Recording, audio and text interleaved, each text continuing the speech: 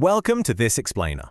Look, if you're a new parent or about to become one, you already know that caring for a newborn is a beautiful, life-changing experience. But let's be honest, it is also a very messy reality, right? Between the sleepless nights and the constant feeding schedules, there is one inescapable task, the nappy change. It can definitely feel a bit overwhelming at first, but with a little organization and the right knowledge, it's completely manageable. So today, we're diving straight into an absolute masterclass from the UK's National Health Service, or NHS, to help you turn this messy chore into a smooth, predictable routine. So, here's our roadmap for today. Step 1, prep. Ready, set, change. Step 2, the step-by-step change. Step 3, hygiene and cleanup. Step 4, the scoop on baby poo. And finally, step 5, cloth versus disposable. Okay, let's jump right into section 1, prep, ready, set, change. Because as literally any seasoned parent will tell you, preparation is your absolute best defense against chaos. 10 to 12. Yep, that is how many times a young baby might need their nappy changed every single day. Crazy, right? Just let that sink in for a second. Babies have incredibly delicate skin, so they really need to be changed the second they wet or poo, just to stop their skin from getting sore or developing nappy rash. Now, as they grow into older babies, you do get a little bit of a break. You're looking at around 6 to 8 changes daily. But still, getting your setup right is absolutely critical. Which brings us to the essential toolkit. You're going to need your changing mat or towel, some cotton wool, and a bowl of warm water. Or just some fragrance-free, alcohol-free baby wipes. You'll also need a plastic bag or bucket for the dirty items, a drying cloth, barrier cream to protect the skin, a fresh nappy, and clean clothes. Now, why am I listing all this out? Because before you even lay your baby down, you must wash your hands and gather every single one of these items in one spot. The golden rule of nappy changing is that once that baby is down, you can never, ever walk away.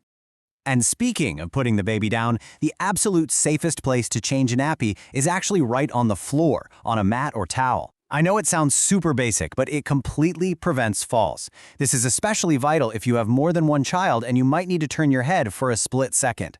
If you do use a changing table, the NHS strongly warns that you should never rely on those little straps to keep your baby secure, and definitely never turn your back. Oh, and a quick pro tip for older wiggly babies: the floor gives you a really stable base, and handing them a toy or using a mobile is a fantastic distraction technique while you work. All right, let's move right along to section 2, the step-by-step change. We're going to break down the actual physical process and frame it as a totally manageable, predictable routine. So, here are the core steps you need to master. First, if it's a dirty nappy, use the nappy itself to just wipe away the bulk of the poo from their bottom. Second, grab your cotton wool and warm water or your wipes and gently but thoroughly clean the area. And here is a vital detail you don't want to miss. Make sure you clean inside the folds of the skin because that's where moisture loves to hide. Third, dry the area completely. Actually, if the room is warm enough, letting your baby lie there without a nappy for a few minutes is great for preventing rush. And fourth, put on the fresh nappy so it's nice and snug. If you're using disposables, be incredibly careful not to get any water or barrier cream on the sticky tabs, or they literally just won't stick. Now, anatomy completely dictates how you handle this next part. For girls, you absolutely must always wipe from front to back. This is totally non-negotiable because it stops germs from getting into the vagina and causing infections. For boys, you want to carefully clean around the testicles and the penis, but, and this is an important rule, do not pull back their foreskin. You just need to gently clean the outside. But hey, it's not all just a mechanical wipe down. There's a psychological side to this too. The NHS gives some really brilliant advice here. They say to chat to your baby, pull faces, smile, laugh, try your absolute hardest not to show any disgust at what is in that nappy. Your baby is constantly watching your reactions, right? If you grimace and look grossed out, your baby might learn that doing a poo is something negative or shameful. Instead, use this time to smile, bond, and really help their emotional development. Okay, the clean nappy is on. Let's shift into section 3, hygiene and cleanup. Tossing single-use nappies in an outside bin is easy enough, but what if you're using washables? That brings up a huge question that definitely causes some anxiety for new parents. How do you properly wash and handle reusable cloth nappies to make sure they are actually safe and sanitary? Well, the NHS has very clear rules to demystify this whole process. First off, cloth nappies can go straight in the machine at 60 degrees Celsius. You don't even have to soak them first, though you totally can if you're fighting tough stains. Second, always wash nappies that are dirty with poo completely separately from your regular laundry. Third, there is actually no evidence that biological washing powders irritate baby skin, so those are perfectly safe to use. But listen to this critical warning. Do not use fabric conditioners. They actually make cloth nappies less absorbent, which directly leads to nappy rash. And lastly, of course, wash your own hands thoroughly to stop any infections from spreading. All right, cleanup is done. Now we're moving from the practical task of wiping to the long-term observation of your baby's health in Section 4, the scoop on baby poo. Yep, we are absolutely going there. Let's start with something that shocks a lot of unprepared parents: meconium. This is your baby's very first poo, which happens either during birth or within those first 48 hours. It is sticky, and it's this really strange greenish-black color. Honestly, it looks super weird, but it is 100% normal and biologically kind of fascinating. So how does this evolve over time? Well, after that meconium passes, the poo changes.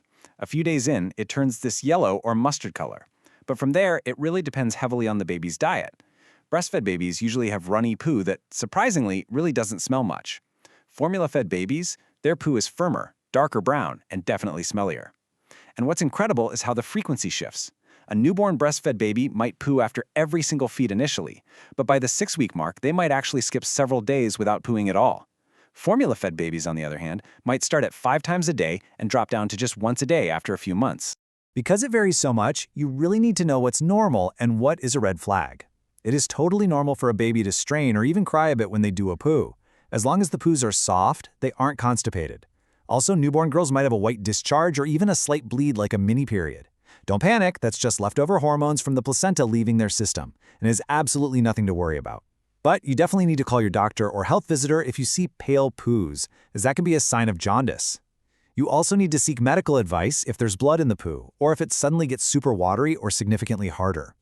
Finally, we've made it to Section 5, cloth versus disposable nappies. The sheer volume of choices out there is honestly dizzying, so let's just neutrally weigh up the main equipment options. Both options have distinctly different pros and cons. Disposables are obviously incredibly handy and convenient. They're the ultimate quick change and toss solution. On the other hand, cloth nappies are going to work out way cheaper over the couple of years your baby needs them, and they definitely have a lower environmental impact. Plus, if all those washing rules we talked about earlier sounded like a total nightmare, you can actually sign up for local laundry services that take the dirty cloth nappies away and drop off fresh ones every week. It really just comes down to a period of trial and error to see what suits your growing baby and your lifestyle best. So we arrive at the ultimate question for you. Considering your budget, your available time, and your values, which nappy strategy are you going to choose for your baby's first year? Whether you go for the quick convenience of disposables or the long-term economy of cloth, you now have the structured knowledge and the expert NHS techniques to handle the messy reality of newborn care. You are absolutely ready to confidently tackle those 10 to 12 daily changes ahead. Thanks so much for hanging out with me on this explainer, and good luck at the changing station.